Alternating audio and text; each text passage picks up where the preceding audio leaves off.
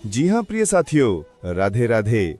आज हम आपके लिए लेकर आए हैं एक ऐसी अद्भुत कहानी जो सुनने में तो एक साधारण सी लगती है, परंतु इसमें छिपा है जीवन के 3 गहन रहस्य। ये कहानी है माता लक्ष्मी और भगवान विष्णु के एक संवाद की, जिसमें माता लक्ष्मी ने 3 ऐसे प्रश्न पूछे जो हर स्त्री के मन में उठते हैं।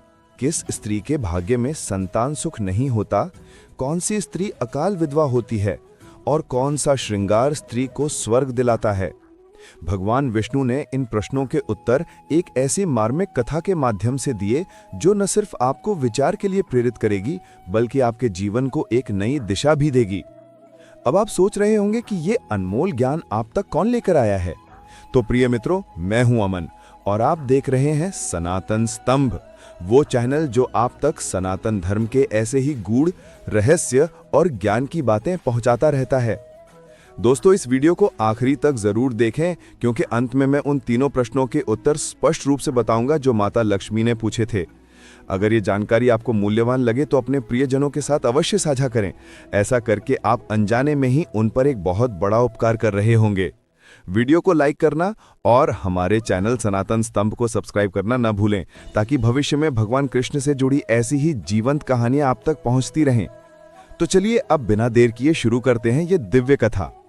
प्रिय मित्रों, राधे राधे। एक समय की बात है जब देवी लक्ष्मी क्षीरसागर में भगवान विष्णु के चरणों की सेवा कर रही थीं। सेवा करते करते उनके मन में 3 गहन प्रश्न उठे। माता ने प्रभु से निवेदन किया, हे नाथ, अगर आप मेरे इन 3 सवालों के जवाब देकर मेरी जिज्ञासा शांत कर दें तो मेरा मन सचमुच शांत हो जाएगा। भगवान विष्णु ने पूछा, प्रिय देवी, तुम्हारे वे 3 प्रश्न क्या हैं? माता लक्ष्मी बोली, हे प्रभु, पहला सवाल यह है कि वो कौन सी नारी होती है जिसके भाग्य में संतान का सुख नहीं लिखा होता? दूसरा, किस स्त्री का पति अकाल मृत्यु को प्राप्त होता है? और तीसरा, कौन सा ऐसा श्रृंगार है जिसे धारण करने वाली स्त्री को मृत्यु के बाद स्वर्ग की प्राप्ति होती है? भगवान विष्णु ने इन प्रश्नों के उत्तर एक मार्मिक कथा के माध्यम से दिए, जो न सिर्फ आपको विचार के लिए प्रेरित करेगी, बल्कि आपके जीवन को एक नई दिशा भी देगी। माता लक्ष्मी ने कहा, प्रभु, मैं वचन देती हूं, इसे पूरे मन से सुनूंगी। सुनने वाले मित्रों, आपसे भी एक विनम्र निवेदन है, कृपया इस कथा को अंत तक सुने। इसे बीच में छोड़ना अधूरा फल ही देगा। कथा प्रारंभ करने से पहले कमेंट सेक्शन में जय श्री लक्ष्मी नारायण जरूर लिखें और वीडियो को लाइक अवश्य करें। तो चलिए प्रारंभ करते हैं। भगवान विष्णु ने कहानी शुरू की। हे लक्ष्मी, एक नगर में एक सेठ रहता था। उसके 2 पुत्र थे और दोनों का विवाह हो चुका था। सेठ की धर्मपत्नी और उसके बड़े पुत्र का स्वभाव बहुत कठोर और दुर्व्यवहारी था। इसीलिए वे दोनों बड़े पुत्र की पत्नी से बहुत स्नेह रखते थे, जबकि छोटे पुत्र की पत्नी, जो बहुत ही सरल और सदाचारी थी, उसे हमेशा दुत्कारा जाता था।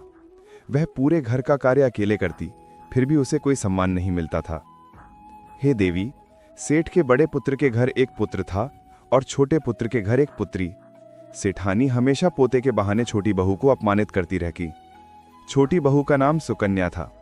वह सब कुछ सहन करके भी मन ही मन बहुत दुखी रहती।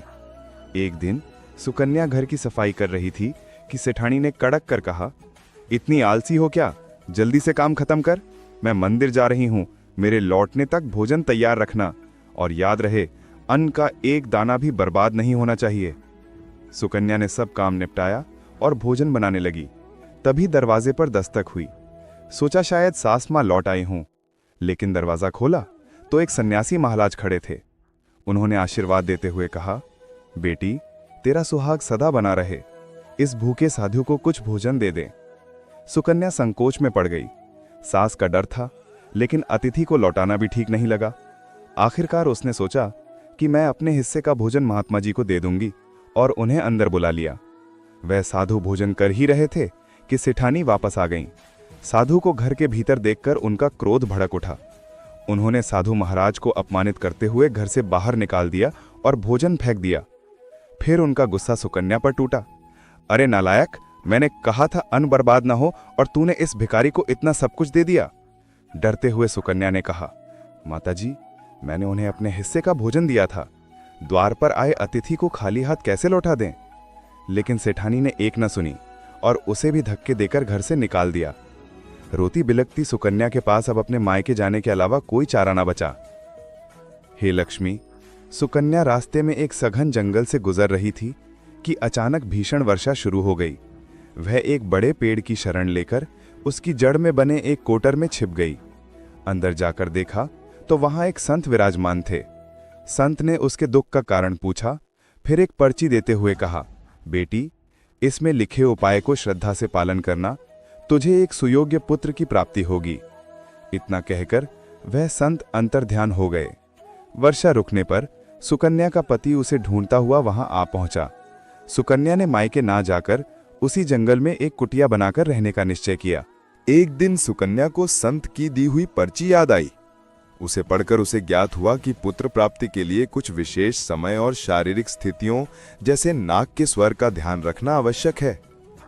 पर्ची में मासिक धर्म के बाद के विशेष दिनों में मिलन से होने वाली संतान के स्वभाव का भी वर्णन था। उदाहरण के लिए, छठी रात्रि में मिलन से पुत्र और 10वीं रात्रि में अति उत्तम पुत्र की प्राप्ति होती है। सुकन्या ने 10वीं रात्रि का चयन किया और गर्भ धारण किया। एक दिन जब उसका पति लकड़ी काटने गया हुआ था, एक भयानक तूफान आया और उनकी झोपड़ी उड़ गई। सुकन्या ने बारिश से बचने के लिए उसी पेड़ के कोटर में शरण ली जहां पहले वो छिपी थी। उसने पेड़ पर एक संदेश लिख दिया ताकि उसका पति उसे ढूंढ सके। उधर वो पेड़ 2 राक्षसियों का निवास स्थान था। वे दोनों बारिश से बचने के लिए पेड़ पर आई और पेड़ को उड़ाकर एक स्वर्ण द्वीप पर ले गईं। सुकन्या कोटर में सो रही थी। पेड़ के उड़ने से उसकी नींद खुली। डरी हुई सुकन्या ने जब बाहर झांका तो राक्षसियों को देखा। राक्षसियों को भूख लगी और वे भोजन की तलाश में चली गईं। तब सुकन्या ने देखा कि पूरा द्वीप सोने की रेत से बना है। उसने अपनी साड़ी में जितना सोना समा सकता था बांध लिया और वापस कोटर में छिप गई। जब राक्षसियां लौटीं और पेड़ को वापस उड़ाया तो सुकन्या सोना लेकर सुरक्षित वापस आ गई। अपने ससुराल लौटकर उसने सारा वृत्तांत अपनी सास को सुनाया और सारा सोना उन्हें दे दिया, ये सोचकर कि अब वे उसे प्यार करेंगी। लेकिन उस लालची सास ने कहा, अरे मूर्ख, इतने थोड़े से सोने से क्या होगा? मैं होती तो बहुत सारा लेकर आती। सुकन्या के समझाने पर भी नहीं मानी और खुद भी सोना लेने उसी कोटर में जा बैठी। राक्षसियों ने पेड़ को उड़ाया, लेकिन इस बार वे मछलियां खाने एक दूसरे द्वीप जा रही थी। सास से रहा न गया और वो चिल्ला उठी, अरे सोने के द्वीप पर क्यों नहीं जा रही हो? आवाज सुनकर राक्षसियों ने उसे देख लिया और क्रोध में आकर पेड़ से नीचे फेंक दिया। नीचे गिरते हुए उसकी मृत्यु हो गई। सुकन्या और उसके पति ने सुखपूर्वक जीवन बिताया। उसे एक गुणवान पुत्र की प्राप्ति हुई। धन और पुत्र से संपन्न होने पर वही जेठानी जो हमेशा उसे ताने देती थी, उसके पास माफी मांगने आई। सुकन्या ने उदारता से उसे माफ कर दिया और कुछ धन भी दिया। समय बीतने पर सुकन्या के पुत्र ने बहुत यश कमाया, जबकि जेठानी के पुत्र ने सारा धन गंवा दिया। अंत समय में सुकन्या को स्वर्ग की प्राप्ति हुई और जेठानी को दुर्गति मिली। भगवान विष्णु ने माता लक्ष्मी से कहा, हे देवी, अब तुम्हारे प्रश्नों के उत्तर स्पष्ट हैं। पहला प्रश्न, वो स्त्री जिसके भाग्य में पुत्र नहीं होता, वो है जो शास्त्रों द्वारा बताए गए उचित समय, दिन और शारीरिक स्थितियों जैसे नाक के स्वर का ध्यान न रखने या उनका पालन न करने के कारण पुत्र रत्न से वंचित रह जाती है।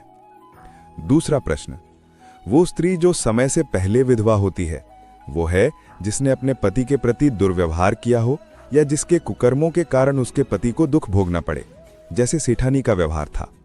तीसरा प्रश्न, वो श्रृंगार जो स्त्री को स्वर्ग दिलाता है, वह है उसका पतिव्रत धर्म और सदाचार। सुकन्या ने यही श्रृंगार धारण किया था जिसके कारण उसे परलोक में सद्गति मिली। लालच रूपी गहना, जैसा कि सेठानी ने पहना, सदैव विनाश का कारण बनता है। मित्रों, आपको ये कथा कैसी लगी? कमेंट में अपनी राय जरूर दें। अगर लगे कि ये ज्ञान किसी और के काम आ सकता है तो इसे अवश्य पहुंचाएं। ऐसा करके आप एक पुण्य के भागी बनेंगे। हमारे चैनल सनातन स्तंभ को सब्सक्राइब करें और घंटी का बटन दबाएं ताकि भविष्य के ऐसे ही ज्ञान से आप जुड़े रहें।